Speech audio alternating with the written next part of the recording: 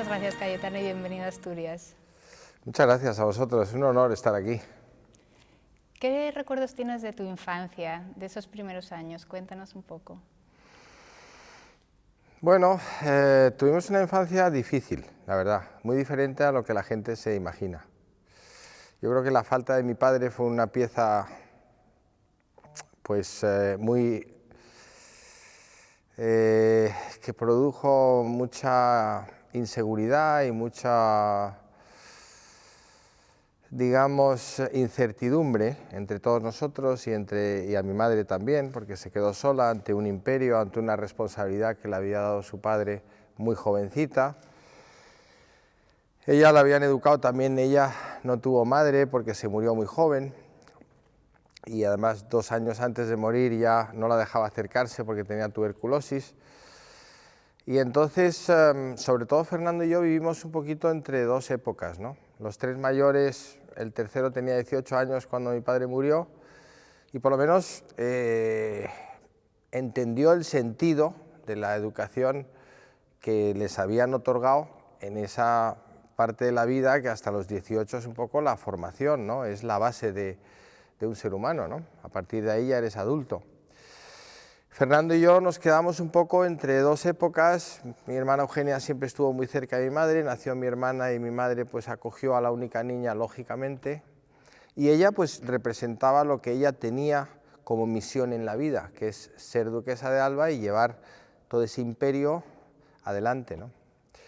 Y lo que te digo, Fernando y yo pues estuvimos con unas nanis, recibimos una educación muy estricta para los tiempos que ya estaban cambiando y había una confusión bastante grande a la pérdida de mi padre. Entonces nosotros yo creo que pagamos el pato más que ningún otro, ¿no? Yo a los 15 años ya me rebelé y la verdad es que ya cogí mi camino y fui muy independiente. Cayetano, estando aquí es obligado preguntarte qué representa para ti la duquesa de Alba, qué representa para España y qué representa para Iberoamérica. La duquesa de Alba representa uno de los personajes más importantes y más relevantes del siglo XX en España y yo creo que en todo Iberoamérica, ¿no? Es una señora que nació con un hombre como su padre, que lo fue todo, que fue embajador, que fue ministro, que fue académico, que fue un señor de otra época con toda la historia detrás. Empezó su forjamiento de vida al lado de Churchill y luego pasó por Ortega y Gasset, por todos los personajes más importantes del siglo XX e inicio del siglo XXI. Fue una mujer única, con una personalidad brutal, brutal en el buen sentido, fuertísima, con una consciencia de lo que había heredado, de lo que se juntó en ella, que como era hija única, se juntó todo y encima con el matrimonio de sus padres vino la casa de Híjar y que supo, como nadie, valorar, mejorar, conservar y aumentar el patrimonio para que siguiera en el siglo XXI. Cayetano, ¿cómo se gestiona un patrimonio como el de la Casa de Alba? Qué complicado tiene que ser, ¿no? Pues con mucha dificultad. La verdad es que cuando yo entré a gestionarlo, éramos, como yo siempre he buscado ese símil, éramos como el gran atún que todo el mundo le pegaba al bocado a ver quién se llevaba el trozo más grande, ¿no?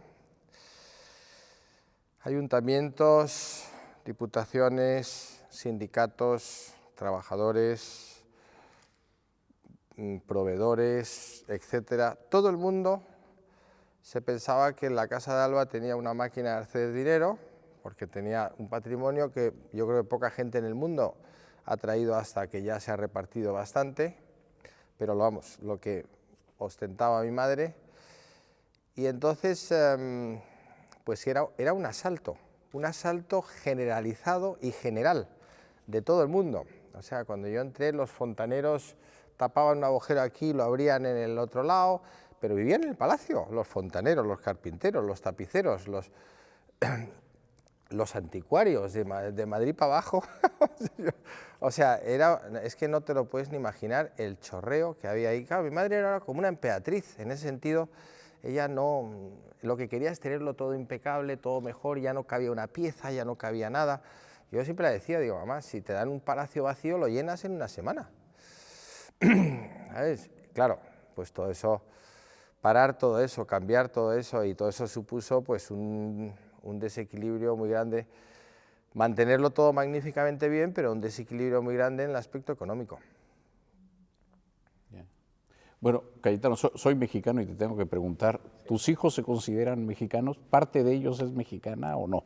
Se consideran muy españoles, porque nacieron en el DF, pero han vivido siempre en España. Estuvieron 6 meses en México, una temporada que la abuela le dio un ictus y estuvo mal, y entonces fueron a vivir con ella un tiempo, con su madre, pero no dejan de sentirse también bastante mexicanos, ¿eh? O sea, les encanta México. Para nosotros, para mí, antes de conocer a Genoveva, antes de tener los hijos, México, yo creo que de todo América Latina, para mí era el país más cercano a España. Entonces, bueno, pues el azar de la vida, las coincidencias de la vida ha hecho que mis hijos sean medio mexicanos, de los cuales estoy muy orgulloso, ellos y yo también. Nosotros en ASICOM tratamos de unir fuerzas para contribuir a la integración iberoamericana. ¿Crees que vamos por buen camino? Yo creo que sí, francamente, ¿eh? Y yo creo que México es de los países que menos problema tiene, como otros países sudamericanos, un poco de amor-odio, ¿no? O de amor-recelo, no vamos a decir odio, pero sí un poco de recelo, ¿no? Con la hispanidad. Yo creo que la historia es como es y no la podemos cambiar. Lo que está pasando en España ahora también, de toda esta deformación de la historia, de toda esta interpretación de la historia. La historia tiene cierto margen de interpretación, pero al final es como es.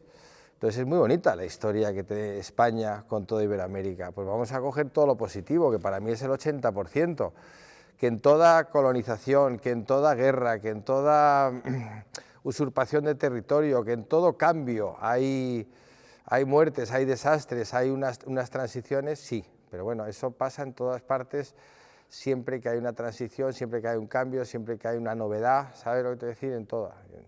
Entonces, pero lo bueno es tanto y tan grande, la cultura es tan, la unión de la cultura iberoamericana con la española es tan rica, ¿no? Es tan maravillosa, todo lo que se ha creado en torno.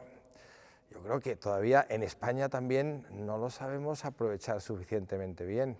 Tampoco lo conocemos los españoles, por lo menos en mi caso, tan bien como debería y como me gustaría. Pues muchísimas gracias, Cayetano, por este rato tan agradable.